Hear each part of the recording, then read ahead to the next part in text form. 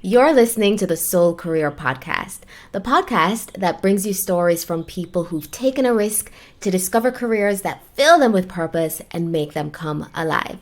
I'm your host, Lysandra Ricketts. Now for the episode. My guest today is Sheldon Powe, founder and CEO of Innovate 10X, a leading digital transformation firm based in Jamaica. He's also one of the three men who made a seed investment in Soul Career, and he's someone I consider a friend. I met Sheldon in 2018 when he was leaving his 21-year career at one of Jamaica's largest investment firms founded by his family, the JMMB Group, where he served as Chief Technology Officer.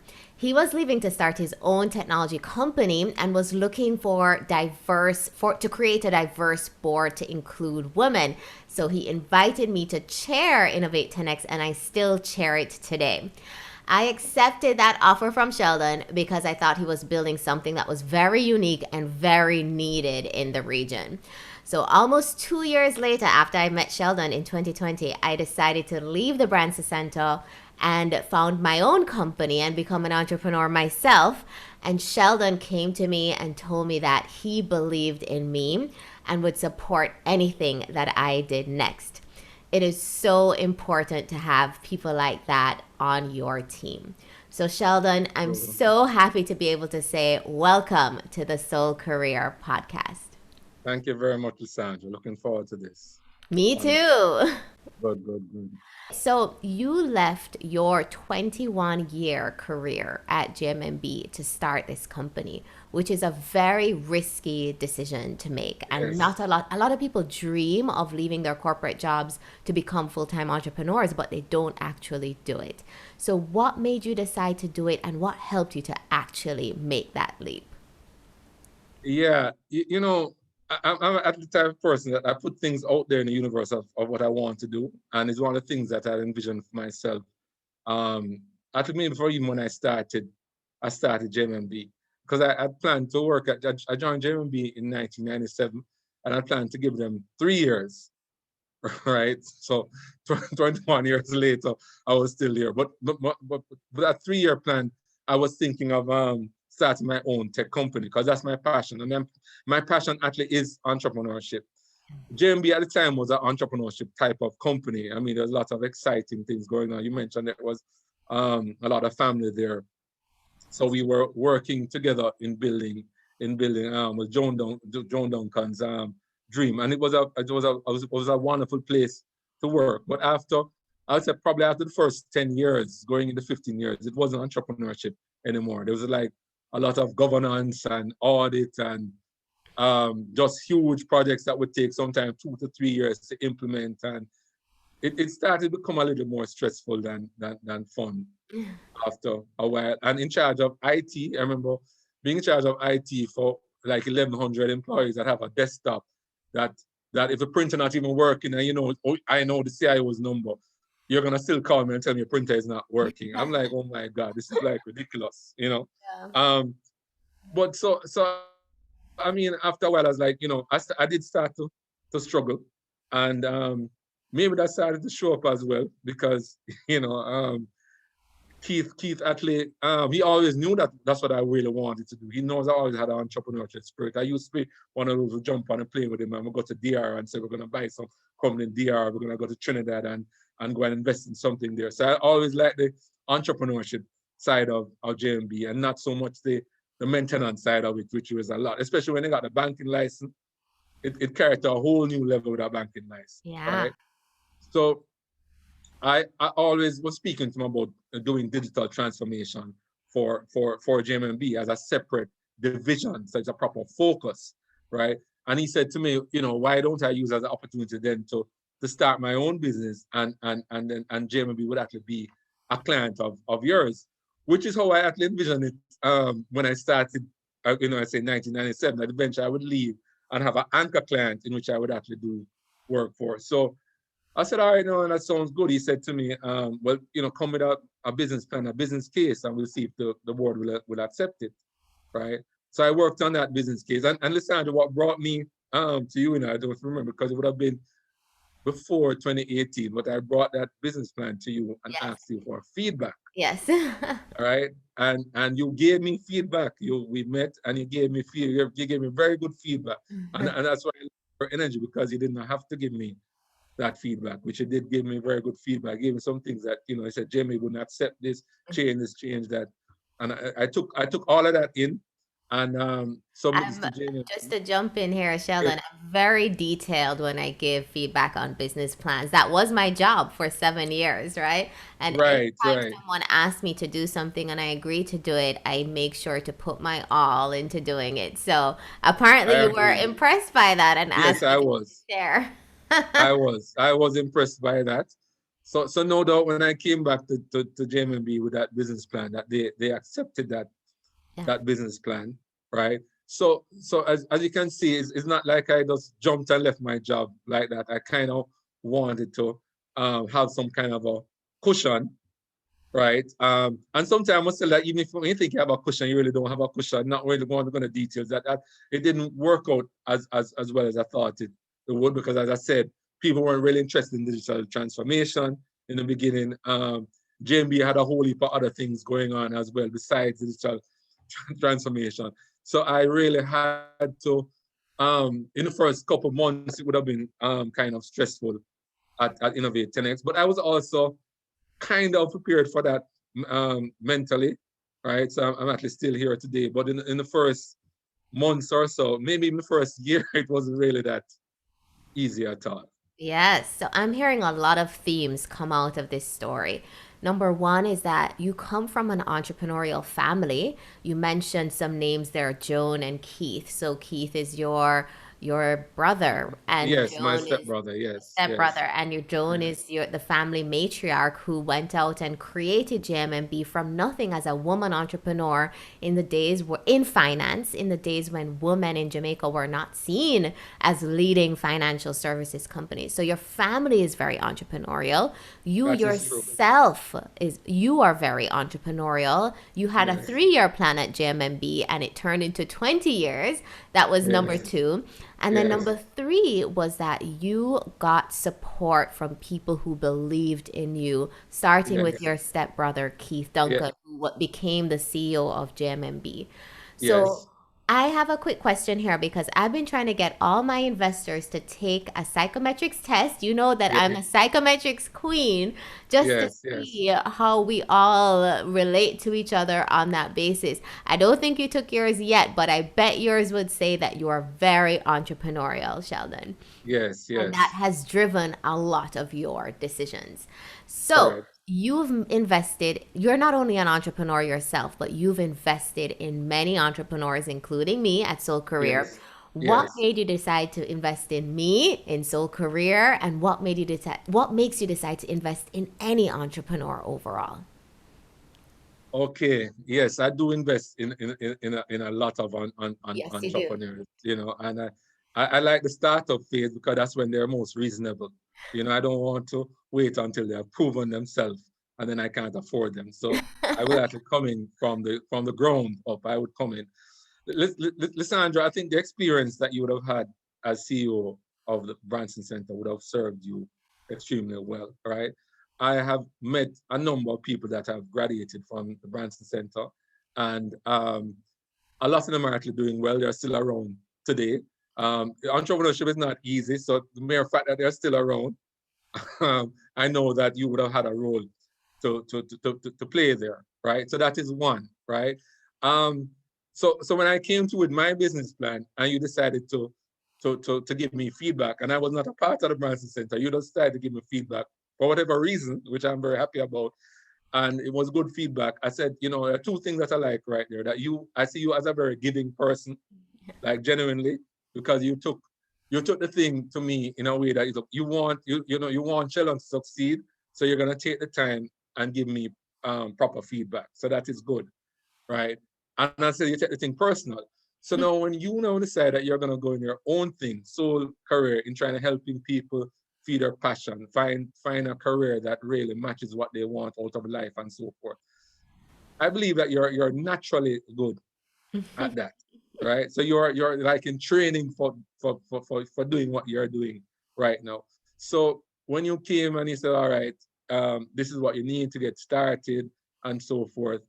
I mean, I believe that, I think I really believe probably in you, even more than sometimes you may even believe in yourself. I'm just telling you, Yeah. sometimes that's how I feel, you know? And because I said, no, man, this thing is gonna really, really take off, because all this Sandra has to do is be herself, just offer her services. I mean, the way you give it from your heart. And I know it will be a very good investment. So I know it's still very early days, and I'm not worried at all, because I know that you are behind this thing. You are the majority shareholder, you are the founder, and you are the CEO. So you are really into this thing. You're really gonna make this thing actually work. So in that, and for me, I've invested in a lot of entrepreneurs. I invested in my son Craig, Intelligent, who's actually doing extremely well, because I mean, yes, he's my son, so I would invest in him regardless, but he has a passion.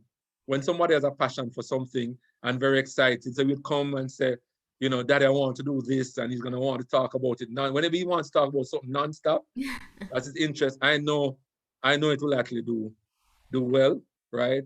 I've invested in Affinity, um, George Henry, who is actually doing extremely well as well. It's a software development company. Again, same thing, very talented, very eager. He comes and he says to me, he wants to do this, he needs some capital, needs some guidance, you know, invest money there. I've invested in quite a number. It's the person I actually invested, right? And I've been let down sometimes, which is actually okay with, because I think the same formula though, when somebody realizes a passion for something and they're willing to put in the hard work, I think more times than not it has succeeded. So that's really my formula. I have to show the person has a passion and a drive to make it happen. Absolutely. And that is something that I really recognized over my 7 years at the Branson Center, that you could have the best business model in the world, you could have the best idea in the world, but if you don't have an amazing entrepreneur driving that business model and driving that idea, it's not going to work out. So, the number Correct. one thing that predicts success is talent. And that's why I decided to go into the talent space after the Branson Center, because Mhm. a career is the vehicle through which you exchange your time, your skills, your energy for objects of value like money and status and prestige and a great expense account, whatever. So Mhm. that career can be a traditional career or it can be an entrepreneurial career, but either way, it's the vehicle through which an individual expresses themselves into the world, which is Yes. why I found it so career, because I saw that working at the level of the business was not as effective as working at the level of the individual and the person behind Mhm. the business. Yes. I've heard you say a few things. Number one, you Mhm. look at the talent and the passion of the person before deciding Mhm. to invest. And number two, something that you're hinting at, but I want to really crystallize it, is that idea of persistence and resilience through Yes. the hard times. Because Yes. in your own entrepreneurial story, you ended that part of the story by saying it didn't work out at first the way that you Right. thought it would. And no Yes. entrepreneurial endeavor does. I'm going through that Right. experience right now, right? Yes. Yes. And Yes. really, what differentiates success from failure is that persistence, because adversity is the price of admission into Yes. success, Yes. especially as an entrepreneur. So if Yes. you don't develop your resilience muscle, you're not going to Right. succeed as an entrepreneur. That's true. What do you That think is so about true. that, That Sheldon? is true. That's true. But I tell you what is also important though is to have a good team Yeah. around you. So I mean, you as my chair. You see, there are things that you would have done for me that you don't even recognize. But I'm gonna tell you what happened. You see, in those days when things are really going south, you know, um, you need some people around who's gonna tell you that no man, you have to stick with it, man, stick with it and encourage you, because if you don't have that, you really want to throw in the towel. You really want to, because you're a human being. It's like, oh, is this really worth it? You know, I mean, that starts to really go through your mind. You know, I want to tell you, I remember one time I call you and I tell you, say, I can't sleep. Yeah. You might not remember these things, you know, and you're like, what are you doing? You're trying to kill yourself. Why are you not sleeping? Why are you taking on all this stress? You know, you're gonna run up your blood pressure and blah blah blah. But I was really doing, I was really doing that. because I mean, it's just pure stress, you know.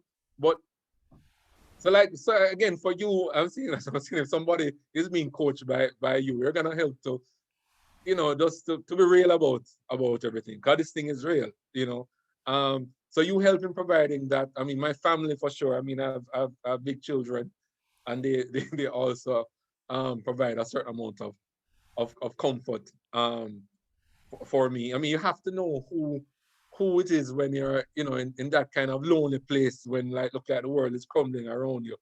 Who you're gonna go to and just feel you can be totally honest with, right? And they're gonna come back and say to you, no man, you have to know that, like I tell my daughter Joel, she's like, oh, Daddy, remember you're the best thing ever. No, you're just the greatest. You're so fantastic. By the time I finish starting Joel, I feel like I am like the king of the world, you know. So you also need to feed on that because trust me, in entrepreneurship, does get really rough. I mean, what gets rough? I mean, just give it an idea. I mean, you're not able to meet your pay bill. Yeah. You take on staff and you can't pay them, so you're not even paying yourself. That's a part of it. And you got bills to pay, so you're depleting your savings. That's what happens. Then you have contracts. You're writing proposals like crazy, and people not biting, or people changing the price, people bargaining you down, and it's a lot of that. And in cases where you may have a month where you have no revenue, right? You go through all of that as an entrepreneur.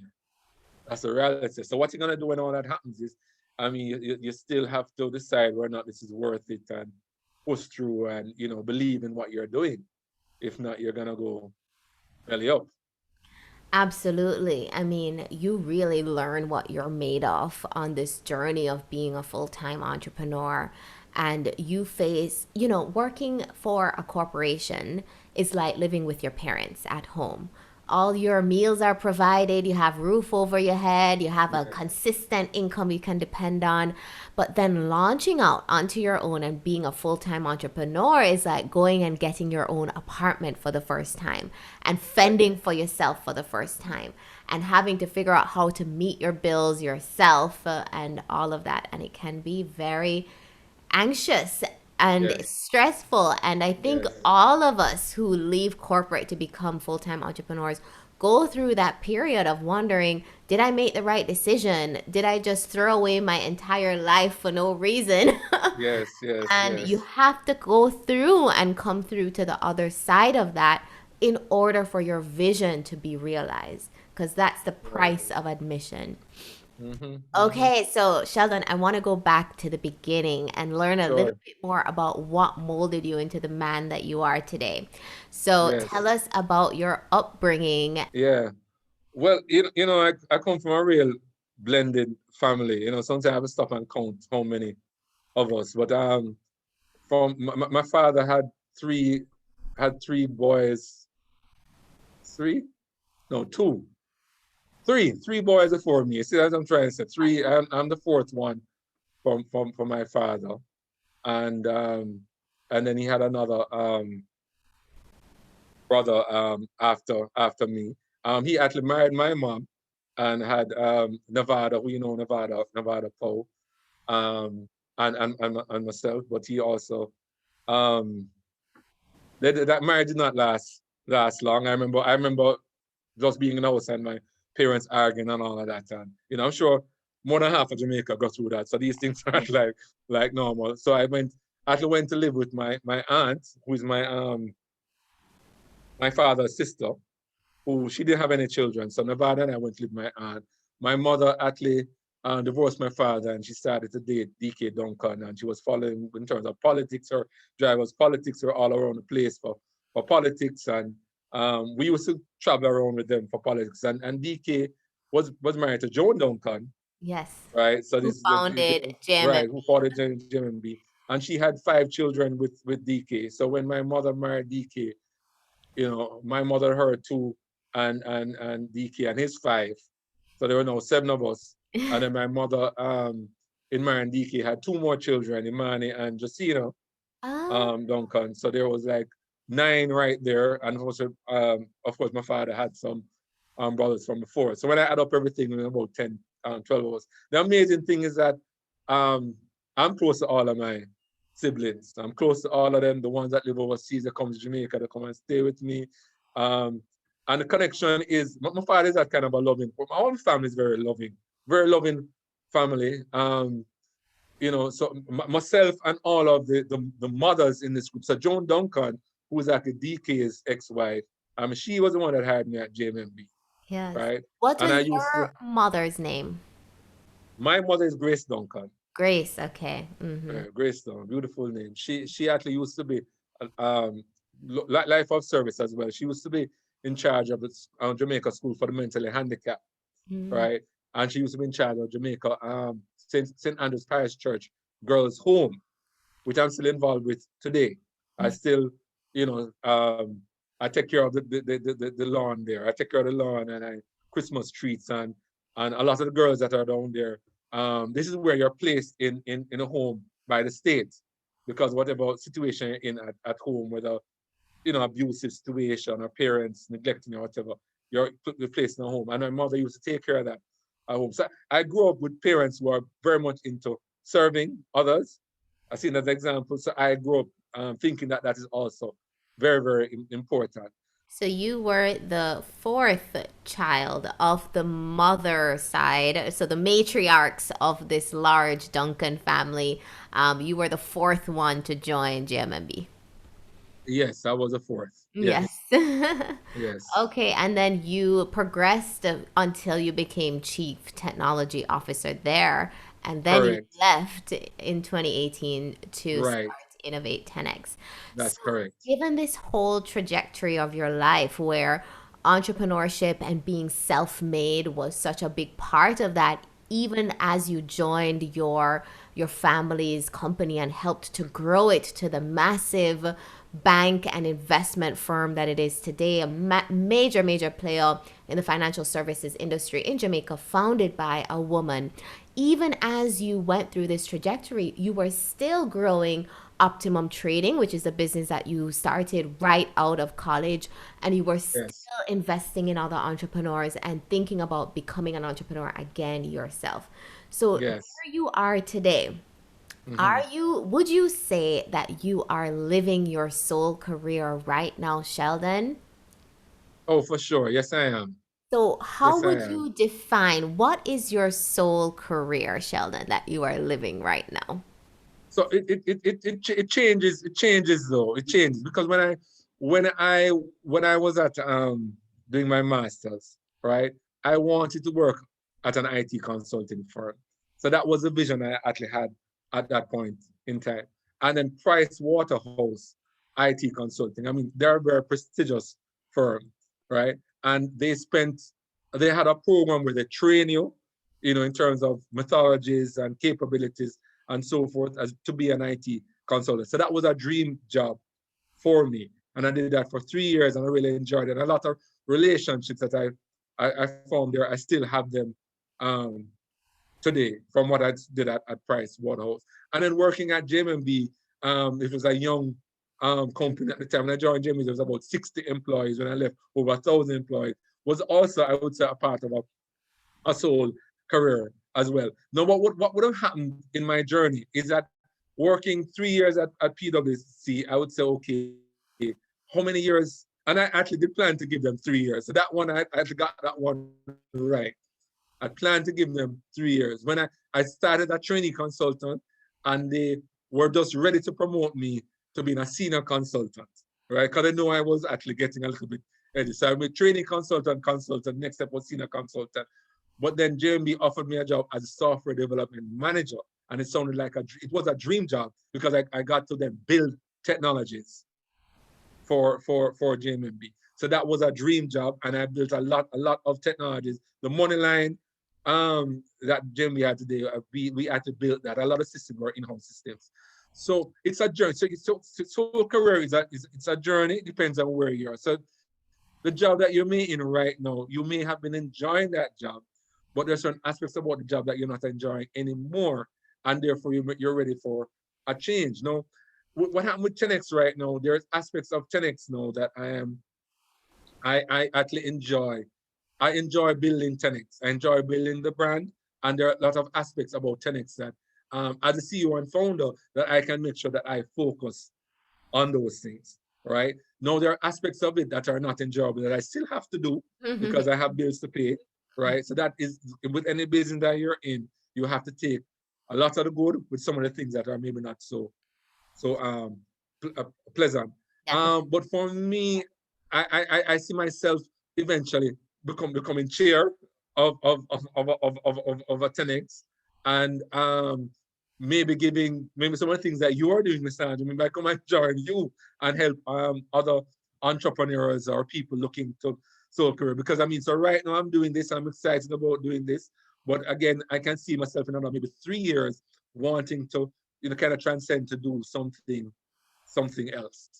And I love the point that you're making, Sheldon, which is that your soul career is not a static endpoint. It is a Yes. journey. So you have, Right. and it depends on the vision that you have for your life. So you start with a vision and then you Mm-hmm. work towards it and then you achieve it and the vision evolves and you start Correct. again towards the Yes. next point on the journey. So it is Yes. not, wow, I have arrived and that's the end. Our lives are not designed like that. Our lives Correct. are designed so that we can constantly elevate and become Mm-hmm. more and more of what we were meant to express in the That's right. short time that we have while we're on this planet. Right. So, with that in mind, Sheldon, I want you to give some tips for our listeners. Many in our audience are curious Mm-hmm. about thinking about investors. So, you are an investor as well as an entrepreneur. Yes. So, how should people who are curious about attracting investors to their ideas, what advice would you give them about choosing and attracting investors? Yeah. Well, you have to really believe in your product and your service, right? Um, if you don't, it's gonna show up. Yeah. It's okay to be nervous around it and all of that, but fundamentally you have to really believe in it. And if you don't believe in it, maybe that's not what you should be doing. So that's the first question you have to ask yourself. Because when the going gets rough, if you don't have that belief, you're not gonna have that substance to keep you going. Um, I think valuations are also important. In that you try to. I believe I like to buy into a company on the value that it is right now, and not based on some future evaluation. Because sometimes I've seen pitch decks and they say, oh, in 3 years we're gonna make $10 million and blah blah. So okay, I get that, but where are you right now? Right? Where you're right now. And where you're right now, it could be that, like in case of you, Sanders, that I'm a very talented person. I understand this area, and this is what I'm going to be doing. That's where you are right now. So I can buy into that. I can buy into that. Now, you may find after a year or two that you have now tested the concept and you have customers under your belt. You have given offer the service and you have repeatable customers. Then you have a new evaluation because it's not a concept anymore, right? And then again, you still need to value the company as to where you are right now. But every step of the way, don't be giving away too much value in the audience. Because if you bring in investors, maybe give away a 10%, a 20%, or a 30%. You have to leave to me at least a minimum of maybe 60% as a floor for yourself, right? Because to me, if you give up more than 50%, it's like you're working for somebody. Absolutely. And you're going right back to where you may be coming from, right? But at the same time, if you're building a JMMB and you end up owning only 10% of JMMB, that's different. But as a young entrepreneur, you want to try and keep as much control of the company as possible. And the other thing is that you have to surround yourself in terms of your investors with like-minded people, because this is like you're inviting somebody to your home. It's your company, and you're inviting somebody like I guess into your home, maybe to stay for the weekend, right? You only invite people that you take to your spirit, you're comfortable, you can be yourself around, you can all that. Don't have people that you have sold piece of your company that you're gonna dread calling them, you're gonna dread meeting with them, you're gonna have to pretend, you're gonna have to tell the white lies or anything like that. I mean, it's not worth it. So think clearly in terms of who you want to invest with you. Like-minded is that they can understand your vision and your mission, and can make sure the money is smart, in that the people can come with good advice to help you along your journey, right? And as I said, very important that you can be yourself. So if things are not going well, it don't make sense to try to cover it up, because if people are invested inside, it's just a matter of time that they know it's not going well. You can be honest with them and be straightforward, so they can actually be on this journey with you. Yes, so you've said a lot of things there, and a few that I really want to touch on. The first thing you said was about investing at the current valuation and not the future valuation. And I think that is the fundamental difference between Caribbean investors and American investors. Because American investors, based on where we are today, they invest in potential, and Caribbean investors invest in current situation. What do you think drives that difference between the two? I have some theories myself. Yeah, I tell you what it is, there is actually more money in the States chasing talent, which is scarce.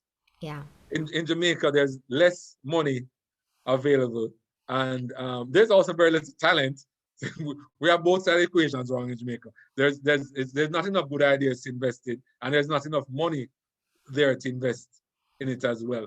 But in the States, which with a much bigger market, I think it's easier to invest in potential. Um, so I think that's part. I think what will also change as well in Jamaica. I mean, to your point, the banks right now pay little or no interest on your money, Yeah. right? So if I have $1 million Jamaican and I put it in the bank, and luckily if I get 40,000 Jamaican dollar return on it, and then the government takes another 25% tax, so I'm left with about $30,000 on $1 million. So if I find somebody like a Lissandra now with a very good idea, the hurdle rate for her is actually not that Yeah. high, Yeah. right? So in Jamaica before, it was that very, very easy before to just be lazy and put money, buy some bonds or something like that and get a return. In the States, it's not like that. You actually have to put talent to work. So it actually will change. And maybe my outlook will maybe a little bit different, but right now I'm still like, no, I kind of want to understand your numbers right now, and not necessarily Yeah. where they can be. Yeah, and I think you've hit the nail on the head. And the language that I'm going to use is that in the US, there is abundance. There's a lot of abundance, and people operate from this expectation of continued abundance. In Yes. Jamaica, we have a long history of scarcity, especially Mm-hmm. scarcity of capital. And Mm-hmm. people operate from an expectation that, well, we're not sure if abundance is coming, so we have to operate from the scarcity place. And so Yes. entrepreneurs in Jamaica are at a disadvantage in the sense that they're not going to have the time or the bandwidth the way that American companies can have years and decades of operating at a loss and still attract investors, still attract money based on potential and ideas, because they're Yes. coming from this place of abundance. Here, you have to show traction very early and very Yes. quickly. Yes. Otherwise, your runway completely dries up. Now, Yes. I think that will change over time, like you said, because the structure Yes. of our economy is changing. And I Mm-hmm. also see how investors are changing in the US too, based on some very spectacular Silicon Valley failures, like a WeWork, etc. There is Yes. now a shift to demanding more traction and more proof Yes. upfront. However, Yes.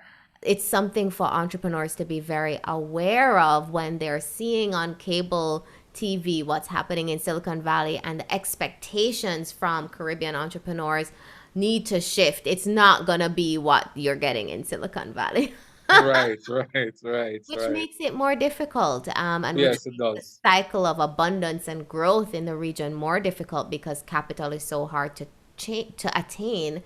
But we're Yes. all working to change that here. Mm-hmm. So, with Yes. that, I hope Yes. that you enjoyed being on our podcast episode today, Sheldon. I really enjoyed having you. And I hope Yes. our audience really were able to distill a lot of these nuggets that you talked about as you told the story of your career and your entrepreneurial journey as well. Yes, and I hope the audience also takes you up on on your offer to be a part of crafting that soul career for them, because they will not be disappointed. Love that. Thank you so much, Sheldon. Thank you for your belief in me. Thank you for putting money behind that belief. You've enabled us to see through a pandemic year and to continue going and thriving and growing in Soul Career. So I appreciate you so much. And thanks again for being on the podcast. Okay, you're welcome. Thanks for having me. If you love this episode, remember to hit subscribe and leave us a review.